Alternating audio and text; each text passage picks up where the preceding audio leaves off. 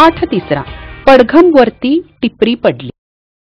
पडघम म्हणजे चांबड्याचं किंवा कातड्याचं एक वाद्य.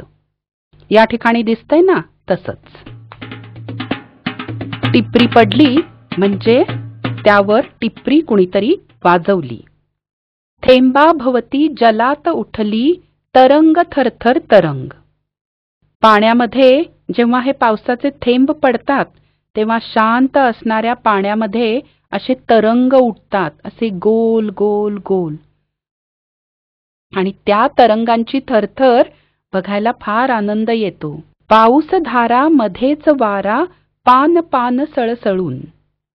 या पावसाच्या धारा कोसळत असतानाच मध्ये सोसाट्याचा वारा सुद्धा वाहतो आणि त्यामुळे प्रत्येक पान आणि पान सळसळ सळसळ असा आवाज करायला लागतं.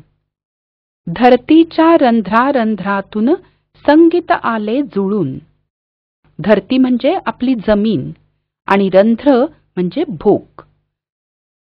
जमिनीवरती जी माती असते की नाही, त्या मातीमध्ये छोटी छोटी भोकं असतात आणि जमिनीवरच्या ह्या मातीच्या बारीक बारीक कणामधून सुद्धा सगळीकडे इतका आनंद पसरला असतो की असं वाटतं की ही धरती आनंदाने आपल्याबरोबर गाणं म्हणतीये.